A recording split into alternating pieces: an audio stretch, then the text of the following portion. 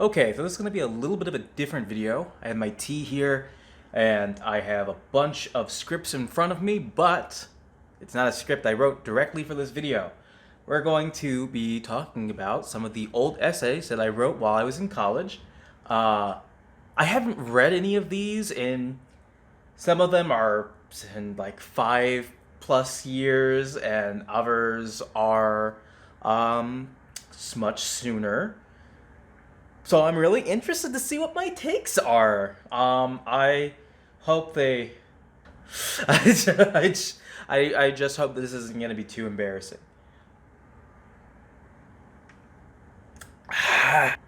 So I'm not going to really be looking at y'all. I'm going to be looking down here, but you're going to still see my face while I'm reading.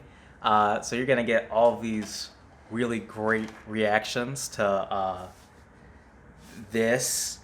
Okay, so this was September 16th, 2015. I had just turned 18 the day before.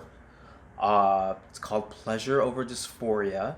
I kind of remember this one. It was for my first writing class. Well, technically, my first writing class at this university. I had done others at another university. This was about. Oh yeah, I think this was about gender, like me coming to terms, because that was like a big thing of this class, with like gender dysphoria and like gender euphoria. I don't know. Let's just read it. Let's just read it. A couple of months ago, in their short blog post, Gender and Pleasure, a non-binary therapist who writes under the pseudonym Hobbit Kaiju. Oh my god, already just, yep, sure. Like, let's not, okay, we're just straight up referencing Tumblr posts I saw at the time. I mean, this person was really good at writing. I don't know if they still write under this. They also wrote a lot of porn. Just putting it out there. Really cool. Hobbit Kaiju tackles the Euro-American understanding of being trans through the use of an antidote. This post elaborates on preconceived notions of cis people and some trans people. You probably should have clarified transgender, cisgender, but that's like the least I feel of my worries at the moment. These thoughts concern the discomfort that some say you can't be trans without. They state to be. Wait. Period. They state, in order to be trans, you must have extreme dysphoria. Period. Or no, I guess, comma, then almost, if it's a requirement to get into a club. Wow, sentence structure. I'll have you know that this specific professor was like, hey, I think you're one of the best writers in this class. You should sign up for like this like award thing for people that like are taking like a first year writing course. Like it will. I did not win. I don't even know if I like placed high or anything, because I mean, like, how would you know if you're not like the winner or the runner up? But like, I I don't have that. I mean, I probably could find it if I looked hard enough, but it's not in the like wait 1, 2, 3, 4, 5, 6 essays that I want to read to y'all. So I don't know. Like maybe I can find it. Maybe there'd be a part 2 of this. Like it if you want a part 2, I guess. And by like it, I mean like the video, because in case that wasn't clear. Also subscribe. Yeah? However, while some say trans equals discomfort, Hobbit points out this mindset is rooted in cisnormativity, or the systematic normalization of being cisgender as opposed to transgender, and is transphobic or hateful towards trans people. This is a view we seem to share, but as I read the passage about Cal, her story appeared to be still a story of quote-unquote discomfort. Maybe I need to read this. Okay, I think it would probably be better if I read this post, but I don't know if this person's Tumblr still exists, considering they were a porn artist slash like porn writer, but also they wrote about like social justice.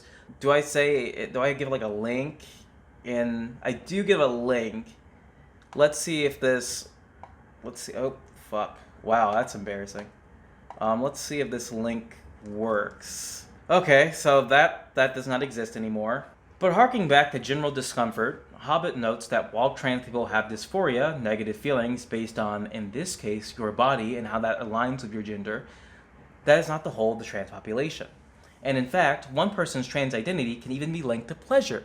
Go figure, right? But I found this interesting because it's a trans narrative not frequently, if ever, heard in the mainstream, where cisnormativity permeates and segregates the lives of trans people into two boxes, the valid and invalid. Sure, I'm not saying that that's not true. I feel like that's definitely still true even to this point. I feel that's kind of why, how people like Calvin Guerra and Blair White and Buck Angel, despite, Buck Angel did other things before being, outed as, a trans med / true scrum. And if you're not familiar, that's basically what I'm trying to get at in this video. This essay, a trans medicalist who is someone who believes that being trans is a medical disorder, can only be fixed with medical transition. And if you don't have dysphoria and you don't medically transition, and you're not trans. They're that. If you're not familiar, true scum means the same exact thing, except it's just a little bit more accurate in its naming. Fire. But yeah, that's really how many different trans meds are able to become popular, and why I feel like shitting on non-binary people is still, shitting on trans people in general is still, acceptable by society, especially shitting on non-binary people. And that's just not cool. That's not cool with me. I don't like that. To say it a little bit better, I would agree with myself when it comes to what I just stated there. So far, the only issue that I have with this is that this is all predicated on a Tumblr post, but be the same as, I guess, coming from any other blog, and I'm not necessarily trying to dispute. This is all philosophy in a way, and not necessarily I'm talking about some sort of coronavirus meme from Facebook and saying thus coronavirus doesn't exist. So I feel like this use of source is a bit better than if I was. This technically can't be proven or disproven. Whatever. Continuing on. Hobbit adds that to categorize trans experience solely on discomfort and self-hatred is in itself transphobic, because it perpetuates hateful and negative stereotypes against trans people. Again, fair. I also feel like it leads to a lot of dissonance within trans people themselves, because if you are a binary trans person, and then this rings true for myself, I'm a binary trans person and I don't really have a whole lot of bottom dysphoria. I have some, but it's not oh, I need to get surgery tomorrow, or I need to even get surgery in the next 10 years. It's just something that I feel sometimes, and I'm oh, that sucks, but I'm generally really happy with my body. Saying that trans people need to hate every part of their body to be super trans, to be a true transgender and not a trender. Oh my god, trender alert. Fuck. What am I saying anymore? Wow, I think I drank too much coffee today. To say that you have to hate your body in order to be trans just doesn't ring true. I feel for countless trans people, including myself, have kind of been oh, well, I don't really 100% hate my body and want to die all the time. Do I deserve the transition? And the answer is yes. If you think that transitioning would make you even 10% happier than you currently are, you owe it to yourself, the transition. Of course, on your timeline and when you want to, and no one should make you transition if you don't want to, and no one should make you do anything more than what you're comfortable with, right? But in believing trans equal discomfort, the logic behind that is such that if you are anything other than cisgender, that life must be awful, and who would want to do something that terrible unless you experience misery, self-hatred, or otherwise? I feel there's a lot more mental gymnastics that go into that. That's also invalidating trans people's identities in general, just by saying that they're not XYZ and that they are actually how a lot of conservatives like to say, just trans people are crazy or whatever. This is the part of this writing I find agreeable. The stigmatization of transness to be an awful lifestyle such that people only transition because of self-loathing is ludicrous, right? The narrative perpetuates that there is only one way to be trans, which is also incorrect, as we know. And that way is to get as close to cis as possible, and if you can't, then you must hate yourself and cry yourself to sleep each night, which arguably is not the case for most trans people. But while Hobbit relays this important message, I don't believe that this is discrediting trans people with dysphoria, because that can play a big part in transitioning, especially medically. Sure, it can. That being said, I think their aim is to point out you don't need dysphoria to be trans. Moreover, your trans identity could be linked to pleasure. And to require dysphoria from trans people to boil the existence of trans people and the validity of that existence to pain and sorrow is absurd and certainly transphobic. Furthermore, trans people like Cal, Hobbit, and myself never hated ourselves. In fact, we were quite the opposite. We loved ourselves enough to want to transition. Which, again, yeah, I agree with that. Even now, like, that didn't really change for me. I didn't really... Pre-transition, I didn't really hate my body so much as that it just kind of didn't align with what I thought was the ideal body for me. Even still, like, my body doesn't align with the ideal body for me in several different facets. But those are all facets that I can, like, change and will change over time. Like, my beard will get fuller, my muscles will get bigger, I will get hairier. These are just things that I know will happen, and they'll make me love my body even more. However, to come back to my original point, while they have a valid argument in their example of Cal, despite how comfortable Cal is with her body, her story can also be interpreted as a dysphoric trans person. There's an A. She, at first, is gendered as a boy by everyone, but she had imagined what it would be to... Wait, what it would be to be a girl and be treated like one. Okay. These thoughts made her very happy. After a while, she asks everyone to use she/her pronouns and be treated like a girl. It is evident in the story that there is no self-loathing, but this doesn't exempt her from possessing dysphoria. Oh, is this going to be a big brain's take on how social dysphoria, like, is still dysphoria, or what am I doing? Like, I just kind of...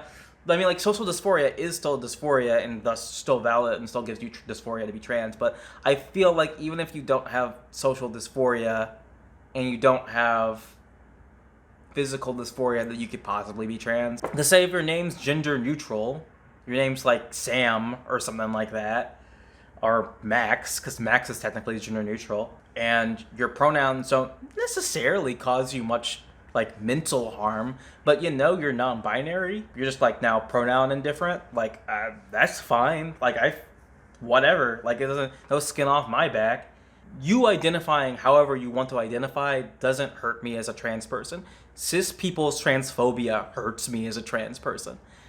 Other trans people, other than, you know, bad actors like Calvin Guerra and Blair White, can't really do much material harm to trans people. But as much as conservatives want to say it's someone identifying as the 93rd gender, like, it's never going to be the kid that identifies as a Zephyr that actually wants to hurt me or is hurting me. They have literally no social capital in this situation, because that's what someone's trying to assert when they say something like that. They already know that person doesn't have a lot of social capital, so they can't really fight against them saying that that they are hurting trans people, and they can't really fight in any other way, shape, or form either. They're powerless in this situation. The cis person holds the power, or whoever is trying to leverage these arguments against them holds the power. Anyhow, going back to this, honestly, Cal's development in recognizing her trans identity is how I saw being trans at first. I didn't want every surgery available, nor did I hate my life with fervor. I wouldn't have called myself uncomfortable at all, but being myself made me feel so much better. I wanted to feel that way all the time, and that want intensified, which led me to transitioning. That want was dysphoria. Kyle's want to change her pronouns to she is dysphoria as well. There are different types of dysphoria, and not all of them focus on the body, which is left unsaid in this writing. Other than bodily dysphoria, there is social dysphoria. This is discomfort based on how others gender you. For example, if Cal wasn't gendered correctly or misgendered, she would experience social dysphoria. Thus, Cal's experience isn't one completely without dysphoria. I'll just have to take your word for it, me. Since I can't read it, right? Although, while Cal's life doesn't lack dysphoria, in all meanings of the word, this doesn't mean she didn't live at one point without dysphoria. To be slightly contradictory, trans people do experience some sort of dysphoria at one point or another in their whole life. Disagree. I feel like there are certainly trans people without dysphoria, and that it's either social or physical. And I mean, that's fine with me. Again, like I said, no skin off my back. For example, if you numb your hand and you put it in a fire, you won't feel it. I'm actually not sure that's true, but okay. I mean, maybe, like, you probably would feel heat on the non-numb parts. Let's not think about that. But as soon as that numbing sensation wears off and you realize your hand is on fire, you get scared and yank it out. It's the same for a person recognizing that they are trans. Some people live their lives in what they were assigned at birth because they don't know more than that. Once they were introduced to the fact that you don't have to be cis, they go through the yanking out process. In short, you don't need to hate your body or life to be trans. In fact, the key part of being trans is loving yourself enough to admit to yourself that you are trans and transitioning in a way, or in any way that you see fit. Okay, so I mean, like, it's not, like, super cringy or bad. Like, I don't like that it's, like I said, I don't really like that it's predicated off of a whole Tumblr post. And that, I don't know, like, could I have not found something better to talk about? Like, I read a lot. What's whatever. I mean, I guess I wasn't writing random stuff about kink at the time, because I was just kind of getting into the community a little bit, kind of dipping my toes in. Like, I was there, but, like, I wasn't running shit, I guess. But I also disagree with the fact that every trans person has dysphoria. I don't think you necessarily need dysphoria to be trans. I don't even know if I thought that then. Like, I think that I thought that I needed to prove myself wrong during this writing. Maybe? I don't know. Like, I feel like this is not something I thought even then. But, like, I don't know. Let's go on to the next one. So this is my next one. It's a great deal shorter than the last one. I remember that I didn't get a good grade on this one. The last one, at least I got a good grade on, despite the grammatical flaws. Like, maybe we did, like, some sort of correction in class. I don't know. It doesn't really matter. But I do remember I didn't do as well as I thought I was going to. I think I got, like, a low B or, like, a high C. Curious to see what this is. I have a feeling it's probably something that's also... From what I remember, it's something that is based off of another writing, and I'm not going to even attempt to try to find the writing because I don't care. If I remember correctly, this is from my second year, so around probably 2016. This was, in response to, I guess, Gene Twinge, making some article up about, like, millennials' morals bad. Millennials bad. Millennials kill diamonds. Millennials bad. Millennials bad. So I guess I boomered her. Right out of the gate, Gene Twinge states that millennials have lower empathy than other generations. Ooh boy. And despite the fact that she backs up her points, she missed a fatal flaw in this accusation. Who taught millennials empathy? I mean, again, I'm going to take your word for it because I can't read it because I'm not going to I don't care enough to look for this fucking article. I'll be 100% honest with you. I do not give a fuck who Gene Twinge is. As I personally fit into this group, I can confess that we were hatched and then we emerged from some hole in the ground. And because of the reptilian way my peers and I spawned, we are now all cold-blooded. Oh, good. I mean, I like that. I also think this was written in literally a class period. So I think this was like maybe 50 minutes or less, right? Because we needed to get in there, him give us an assignment. I think it was something like you literally had to write something in like 30 minutes maybe. like in response to this article. And I don't know if that was also part of reading the article, the 30 minutes, or the 30 minutes with the whole writing time, but sure. Like, it was also like a speech class, so this was supposed to be like written as a speech, so like, yeah, sure, let's go. Like, I think that's funny. Like, maybe it's not funny. It's whatever. I'm funnier now. I promise. Maybe. Oh, wait, no. I'm a mammal, and I was raised by baby boomers, twinges of very own generation. However, at the core of this argument is a pseudo conflict. Why does Twinge think she has to attack millennials in this way, some of whom, at the time of this article, were only 11 years old? There may be a bit of ego involved, as an adult generally knows better than an 11-year-old.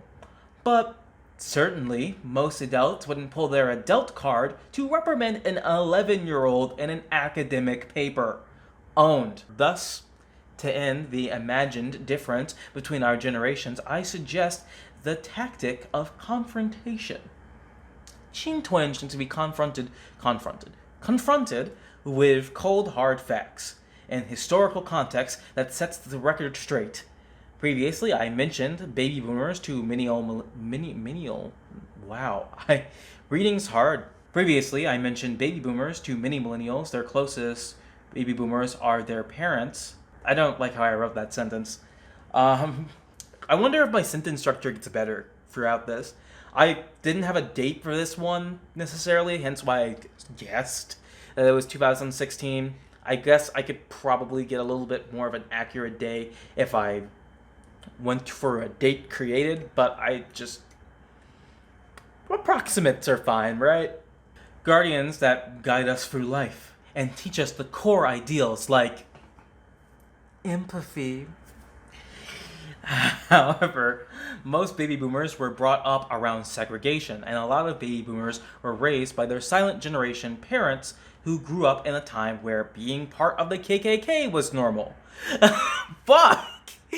I'm like, well, I mean, I'm not wrong, is the thing.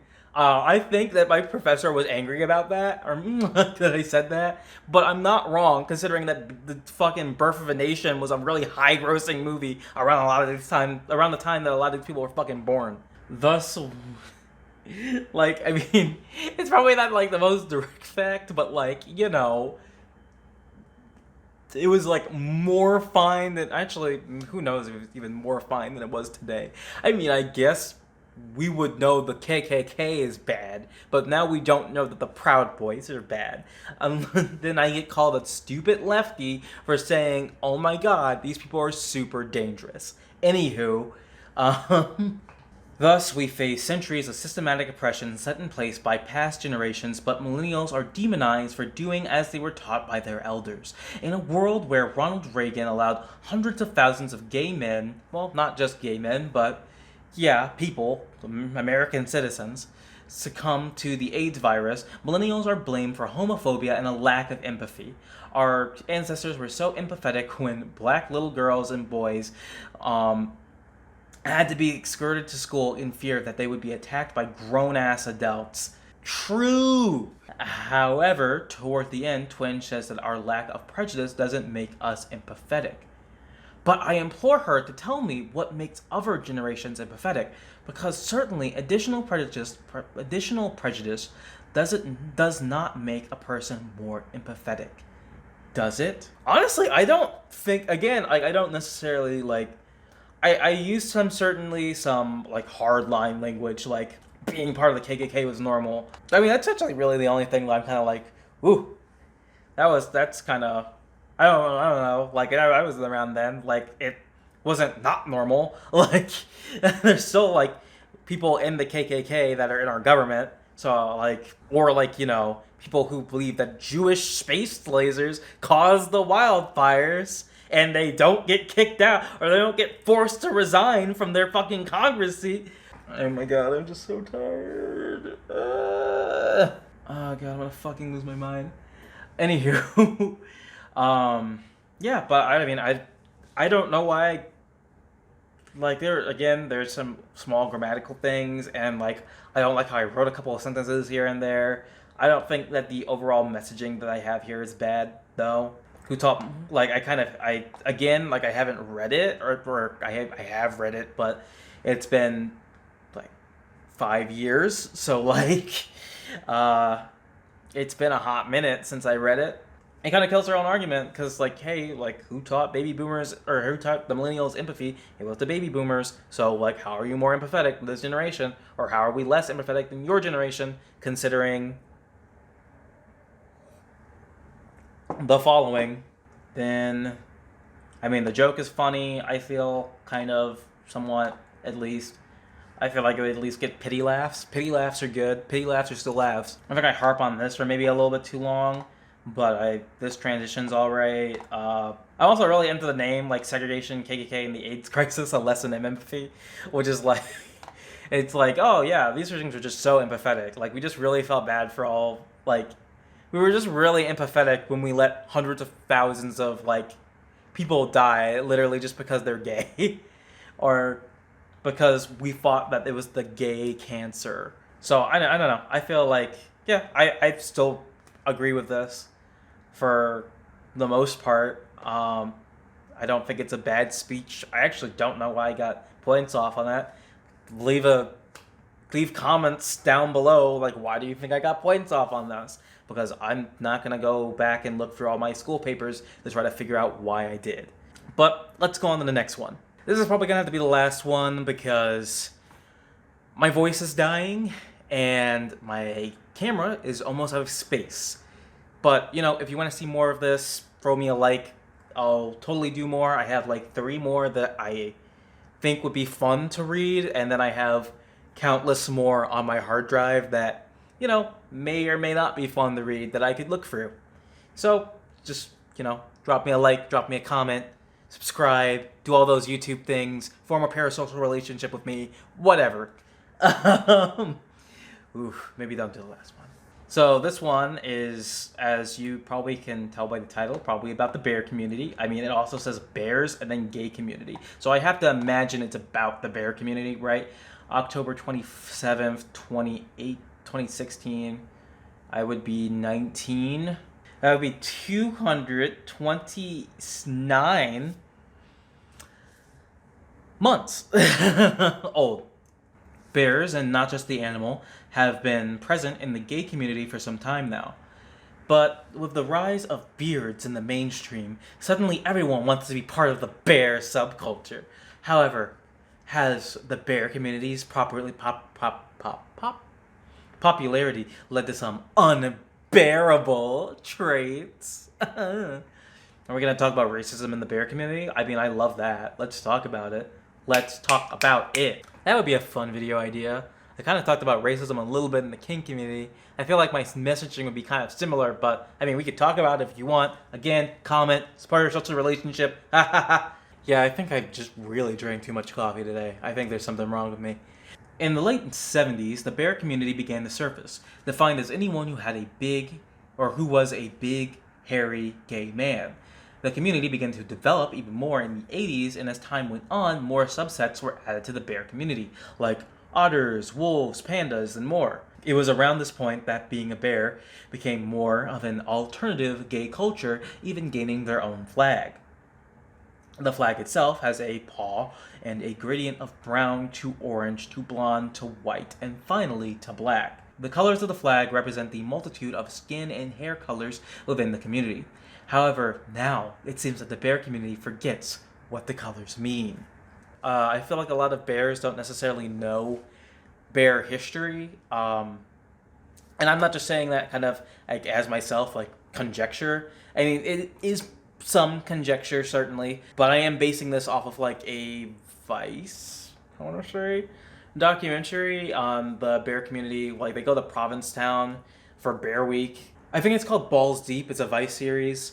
You can look it up on YouTube. I think the full episode's on YouTube. I will throw a link if I find it. But what he says in that video is that not a lot of bears could tell you the culture of being a bear, while a lot of levermen can tell you the culture of being a leverman, or like where the flag comes from, or what it means, what it represents. And I think part of that is that bears don't necessarily know the culture, not necessarily because they don't care, but just because, you know, like, you just kind of become a bear.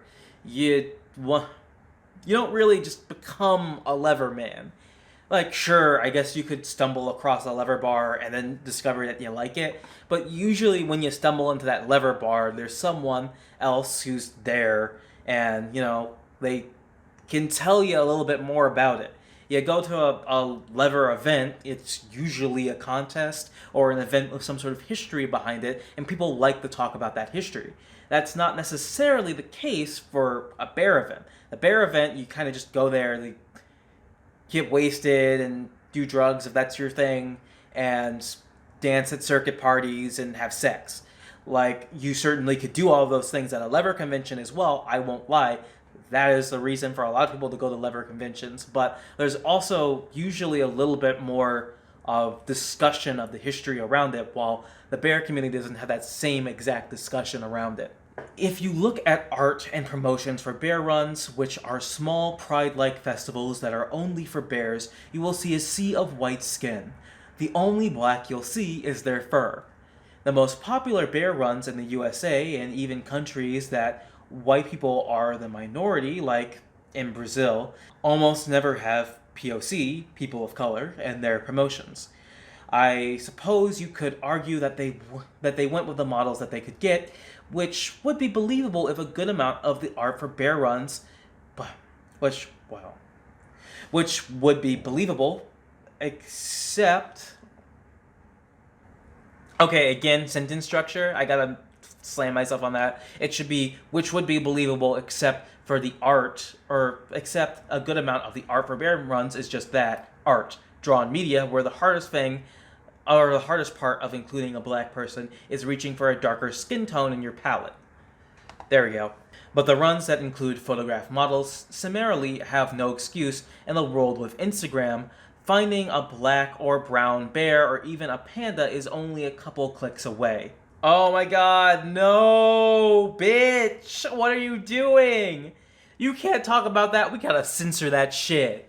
Actually, I'm probably gonna forget to do that, let's be real, in my editing process. I can't believe we're bringing this fucking serial killer ass bitch into this shit. But I mean, I did used to follow him. Let's air our laundry out on that. Yeah, no, I don't support this bitch anymore though. Like, fuck you. Oh my fucking god. You give a bad name to our entire fucking community, and if you're out there, fuck you. Fuck you if you're listening right now. Fuck you. Anywho, however, the visual media that promotes bear runs isn't where this phenomena ends. It extends to social media. About a couple months ago, popular Filipino bear photographer known as Censored was driven to end his blog, where he often spoke out against racism. Often spoke out. Knows no black people. He made a post, I won't lie, but like, his circle looked rather white. Like, let's be real. Other than like his Latino husband, but like, the exception isn't the rule. But let's just continue, I guess. This was soon after one of Barracuda's, an extremely popular bear event. Leaders commented on Facebook posts with a racial comment, which was, I thought someone had shot that gorilla. After almost 2 years of blogging and horrid trolls, this was the straw that broke the bear's back. Ma'am! But these are not isolated incidents. If we consider apps like Grindr or more bear-targeted apps like Scruff and Growler, we begin to see a common trend. No blacks, no Asians, and whites only are plastered all over profile pages. In the documentary Bear World, one of the interviewees, a man of color, was told there's no such thing as a black bear. The president of the club that I ended up joining at the time I don't know if he was under an influence of alcohol or anything, but the first day that I was there, he told me, "I'm sorry, but there's no such a thing as a black bear." And that crushed me. And in my personal experience, I've heard similar.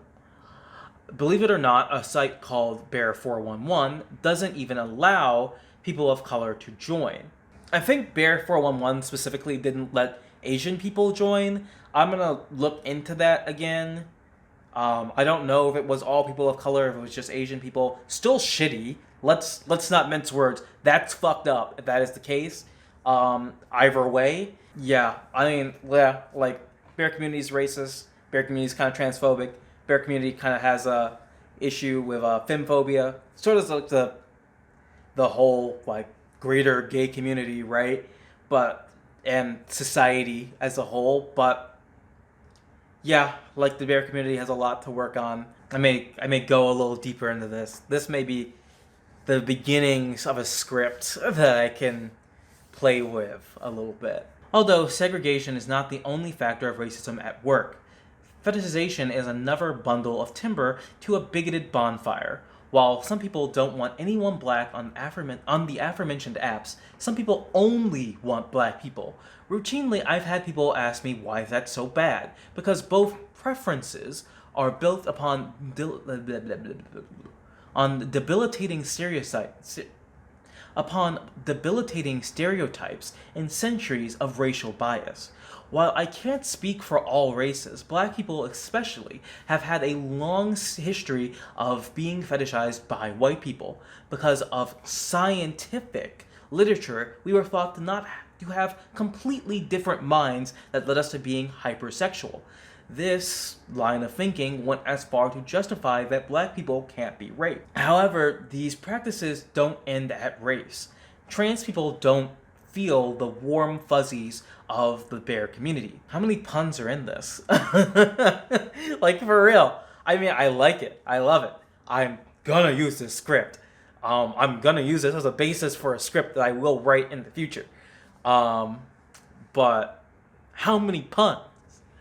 On the aforementioned social media apps, trans men are frequently harassed by cis male users.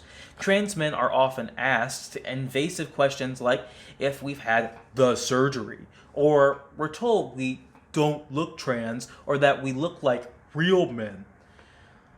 I've actually, like, especially when I used to live in Rochester, like, dudes would ask me all the time, are you actually trans, or did you like accidentally put that in your profile? And I'm like, bitch, like why, like what, like why would you? Very confused, very confused. Getting back on subject, the assumption there being that since we have full beards, muscles, etc., we can't be trans because in their minds, trans men aren't real men, which I feel is true.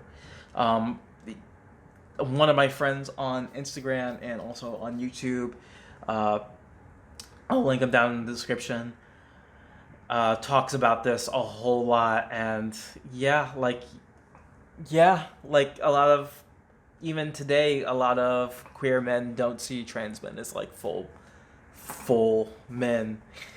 And that's just really, it's disappointing. I talk about it as well. I can throw up a card for that video. Which is why, so often, trans men are shunned from gay male spaces. Cis people always have an idea of what a trans person looks like. For a trans woman, she may be very tall, with big feet and a face of shaved stubble. I'm like, damn. I mean, you're not wrong. Like, I feel like there was a post that went around a little bit ago where it's like, this is how you spot a trans man, and this is how you spot a trans woman. It blazed around and made a lot of people angry for the accurate reasons. Like, there are tall cis women, there are short cis men, there are cis men who can't grow beards, like Ben Shabibo, and yet, for trans men, he's baby-faced, looks mostly like a butch lesbian, and very short. While there's nothing wrong with you if you are a trans person with these features, but that's not all trans people. Fellow bears on these apps don't recognize this. They think that all trans men are bottoms, or that we don't have dicks. But that's not necessarily the case. But even if you don't buy into these stereotypes, there's still a high amount of idealization of cis bodies. For example, when gay men say things like, ew, vaginas are gross, they're saying only women have vaginas. And I don't like women, so I don't like vaginas. But that's false. Not all women have vaginas, and not only women have vaginas. Thus, it seems that they're trying to say that I'm not a man because of my genitals, in which in a very dick-centric community, it's hard to not feel like that. And yeah, no, I 100% agree with that.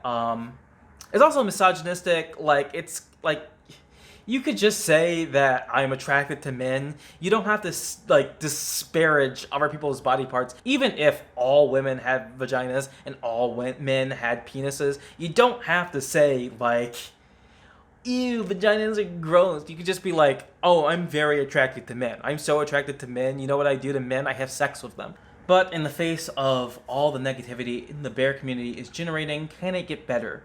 Many bear runs are starting to make an effort to include people of color in their promotions, like Beach Bear, Bear Invasion, and TBRU.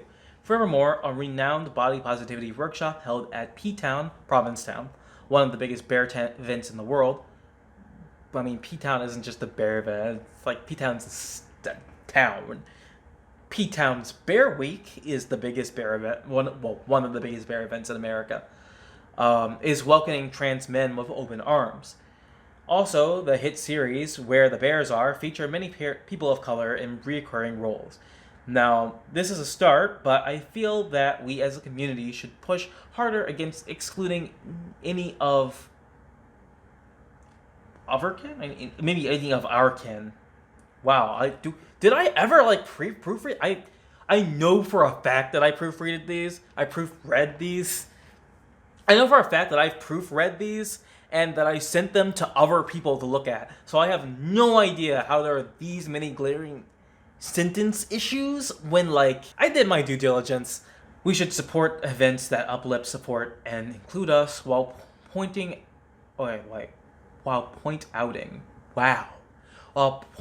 out flaws in others that don't. Yeah, I mean, I agree. Preston Rex does a very good job of this. I don't know if I pronounced his last name correctly, but I'll link to his summary of kink events that do right by people of color and marginalized communities within our marginalized community of the LGBTQ community. But yeah, I for the most part agree with this. Also, again, I think I've become a better writer because my sentence structure is a lot better. I proofread my work better, I guess. I have a couple other ones, including this one. Just tease this little title right here. Oh fuck, I didn't mean to do that. I need to go home, and by home I mean I need to go take a nap now. Well, that's the end of the video. If you enjoyed the video, like the video, subscribe, comment down below what you think about my old essays. As always, my links are in the description. Have a great rest of your day or whenever you're watching this. Okay, bye.